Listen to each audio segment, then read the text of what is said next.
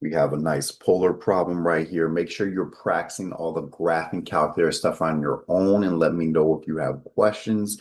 Refer back to your graphing calculator video if you need to. But we have R of theta for curve C. This is the bigger one there. And then it's talking about just that curve C rate of change at that angle right there. So what you're going to do is just stick with that equation. You're going to take the derivative at 1.3. So do the math 8 in the graphing calculator with that function. It's okay to just use x's. Make sure your calculator's in radian modes there. And it should be able to get you that answer right there. If not, let me know.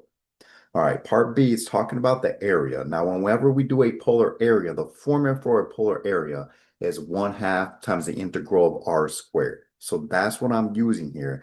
But it doesn't just want this big old area. It says the area inside curve C, but outside the graph of this r equals 1/2. So it wants like stuff in between. And so what I'm going to do, if I do 1/2 times the integral of r squared of the curve C, it's going to give me the whole thing. And so what I need to do is do like a 1/2 times the integral of r squared minus another 1/2 times the integral of r squared to take out the area that I don't want. So I'm doing 1/2 times r squared minus another 1/2 times the integral of r squared. And so instead of doing two separate ones, I just did pull the 1/2 out in front. And then I have my curve C r squared minus this other one, this r equals 1/2 r squared.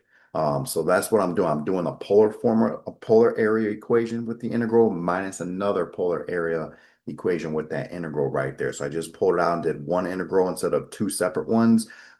Practice this in the calculator. Now to get the numbers attached to the integral, we could probably set these equal to each other, maybe use your graph calculator. I just did some basic pre-cal stuff there. I thought this was pretty easy to do, so I think you'll like this. I want to know, when are these two equations? When is that 2 sine squared equal to 1/2? So I divided by the 2, square root of both sides, got sine was equal to plus or minus 1/2. Now, normally a plus or minus indicates you're in all four quadrants, and we know the reference angle where the sine is 1/2 is pi over 6. So that's normally all four quadrants, pi over 6, 5 pi over 6, 7 pi over 6, 11 pi over 6, but it only told us we're in between 0 and pi. So that's why I only chose the pi over 6 and the 5 pi over 6, and that's what I use for the numbers attached to my integral right there. So practice that with the math 9, with that equation up in there, and see if you can get that answer right there. If not, let me know. All right, now letter C. I almost got tricked on letter C, and then I had to read it again and double check it. Um, they're not asking you to maximize or minimize. It doesn't say furthest from the origin. It says furthest from the y-axis. So if it says furthest from the origin, then when I do my XY chart, I'm only going to have an R right here or an R of theta right here. But it says further from the y-axis. So it gives us a derivative, and we already know what the original function is. It took the derivative for us. And it gave, so I have the original function and I have the derivative. I don't have to do that on my own, which is nice. And it says on the interval, find the theta that's furthest from the y-axis. So it sounds like it's a maximized problem. So I'm going to make an XY chart, and I'm going to check the endpoints of my interval. So the 0 and the pi over 2, notice those are in there, and any critical numbers. So the critical numbers is taking this thing and setting it equal to 0. So I took that derivative. They already gave it to us. Set it equal to 0. Remember, this is the graphing calculator section of the test. If you have something crazy to solve, you don't really have to solve it. Graph it in your graphing calculator, make that your x-min and your x-max, and let it calculate that 0 for you where it crosses the x-axis, and that's how I obtain that critical number. Now, it's really important right here. Those are the thetas. Those are the endpoints in our critical numbers that we're going to try. But if it says about maximizing the distance from the origin, then you just have r of theta right here. But it says, where is it furthest from the y-axis? So think about when you plot a normal point, how far away it is from the y-axis.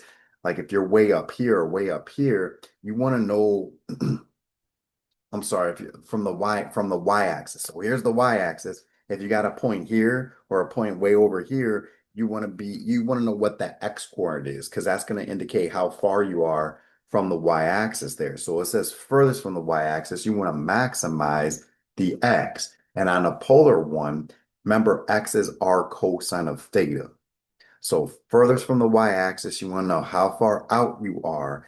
That means you're maximizing x, and x is r cosine of theta.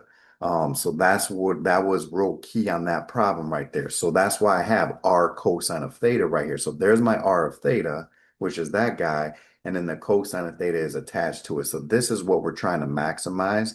And so I took those three numbers and I plugged those in. Now these ones were easy. You have your calculators, but I know that the sine of zero is 0, and then the cosine of pi over 2 is 0. So those are just both 0. But if you take the 0.955 and plug it in for the thetas in radian mode, you're going to get that. And then that's your highest value right there. So that's where the maximum occurs. And it says, what's the value of theta? So that's the 0.955 radians right there. So real tricky there, but look, be careful with that. And I thought the last part was pretty straightforward.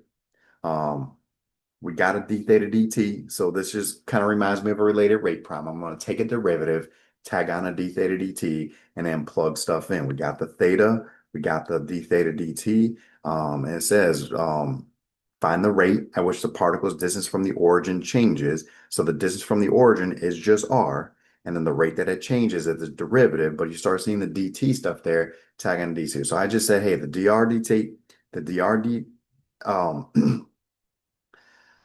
like, so if you have like R equals something, like you're going to get dr dt, you're going to do the derivative of that times the d theta dt. And so the reason I didn't take this derivative because I realized I was on the calculator part of the test. So I could take that derivative on my own instead of writing down r prime of theta, but it gives us the point, the number, and you have the calculator so you can use the math 8 function. Actually, you don't even need to use the math 8 function. You already did this in part A. And so normally you would take the derivative of that, tag on the d theta dt, and then plug in the 1.3. But here we already took the derivative and plugged in the 1.3. And so we're just going to take that same answer we got in part A, times up by the d theta dt, which it told us was that 15. So the instant you start seeing that notation right there, rates of change, take a derivative. See that notation, tag on that d theta dt, and then think, how can I use the calculator part to make my life a little bit easier there? And even if you did take the derivative, use your chain rule and plugged it in, you would still get like the same answer right there. You're just saving yourself some time if you're just kind of picking up those calculator tricks. Wilderness, wilderness.